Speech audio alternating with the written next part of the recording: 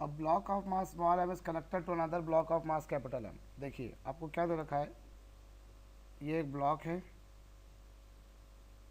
जिसका मास small M है और दूसरा ब्लॉक है जिसका मास कैपिटल एम है।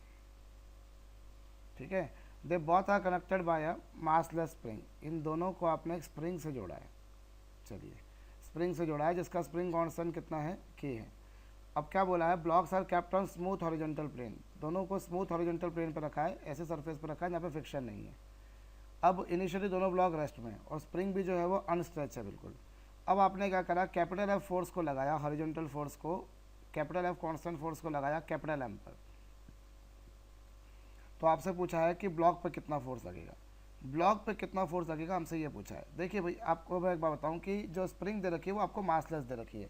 तो सम पीपल में गेट कंफ्यूज कि यार ये स्प्रिंग दे रखी है तो क्या होगा। सबसे पहले क्या होगा, जब इस आप कैपिटल एम को खींचेंगे तो क्या पहले ये जो फोर्स लगेगा ये कैपिटल एम पे लगेगा, फिर उस फोर्स का कुछ पोर्शन जो है वो स्प्रिंग पर जाकर ट्रांसफ़र होगा और जिससे जो स्प्रिंग है वो स्ट्रेच हो जाएगी। स्प्रिंग जो होगी वो थोड़ी सी क्या हो जाएगी, स्ट्रेच हो जाएगी और इस तरह के केस बन जाएगा। पहले शुरुआत में स्प्रिंग अनस्ट्रेच थी, लेकिन फोर्स लगाते गए आप तो शुरुआत में जो फोर्स लगा उससे कैपिटल एम पे वो फोर्स लगा और फिर उस फोर्स का कुछ पोर्शन किस पे ट्रांसफ़र होगा, स्प्रिंग पर होगा। सो डैट स्प्रिंग स्ट्रेच हो जाएगी और स्प्रिंग जितना मैक्सिमम स्ट्रेच हो सकती होगी उतना मैक्सिमम स्ट्रेच हो गई। उसके बाद में क्या होना है, उसके बाद में ये दोनों के दोनों, कौन दोनों, ब्लॉक और ये दोनों ब्लॉक्स एक साथ में मूव करना शुरू कर देंगे। They both will move with the same acceleration. Initially capital M का एक्सेलरेशन ज़्यादा होगा क्योंकि पूरे का पूरा फोर्स कैपिटल एम पे लगा and thereafter some portion of it will get transfer to the spring, जिससे स्प्रिंग स्ट्रेच होगी। स्प्रिंग स्ट्रेच होगी up to certain limit and afterward when spring has stretch to the maximum limit whatever it can be stretched, उसके बाद में क्या होगा, small M और capital M will start moving to simultaneously और उस समय जो है दोनों के एक्सेलरेशन सेम होंगे और उस केस में हमको ब्लॉक स्मॉल एम पर फोर्स पूछा है कितना लगेगा। तो हम एक काम करते हैं, सिंपल सा एफबीडी बनाते हैं। ये कैपिटल एम पर देखिए तो इधर कितना फोर्स लग रहा है, एफ लग रहा है और सपोज स्प्रिंग ने जो फोर्स लगाया उसको हम एक काम करते हैं, स्प्रिंग के फोर्स को हम टी लिख लेते हैं। ठीक है, स्प्रिंग के फोर्स को हम टी लिख देते हैं तो F minus T equals to कितना होगा, F minus T equals to कितना, कैपिटल एम इंटू ए। ये तो कैपिटल एम की बात हो गई और स्मॉल एम की बात करें तो स्मॉल एम पर इधर टी लगेगा।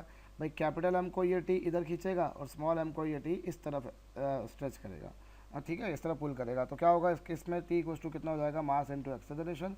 आप इस इक्वेशन को सॉल्व कर लीजिए, दोनों इक्वेशन को। जब आप दोनों इक्वेशन को ऐड करेंगे तो माइनस टी से प्लस टी कैंसल और ए आ जाएगा। ए कितना आ रहा है इस केस में, ए आ रहा है आपके पास में कितना, capital M plus small M. पर आपको फोर्स किस पर निकालना है, आपको फोर्स निकालना है स्मॉल एम पर। तो स्मॉल एम पर फोर्स देखिए वो आ रहा है टी, टी की वैल्यू कितनी है, एम इंटू ए की वैल्यू आप प्लेस कर दीजिए, आपके पास में आंसर आ जाएगा M F upon capital M plus small M. एक इजी सी प्रॉब्लम थी बिल्कुल। बस एक आपको ये ध्यान देना है कि जो है हम जो फोर्स निकालेंगे, क्योंकि शुरुआत में क्या होगा, शुरुआत में स्मॉल एम पर कोई फोर्स नहीं लगेगा क्योंकि शुरुआत में क्या होगा, जो फोर्स रहेगा वो स्प्रिंग को स्ट्रेच करने के काम आएगा। And once the spring has been stretched to the maximum value, thereafter small M will start moving along with the mass of capital M. और स्प्रिंग का तो मास आपको जीरो दे ही रखा है तो स्प्रिंग के मास का तो कोई एक्सेलरेशन को लेने से मतलब भी नहीं है। ठीक है।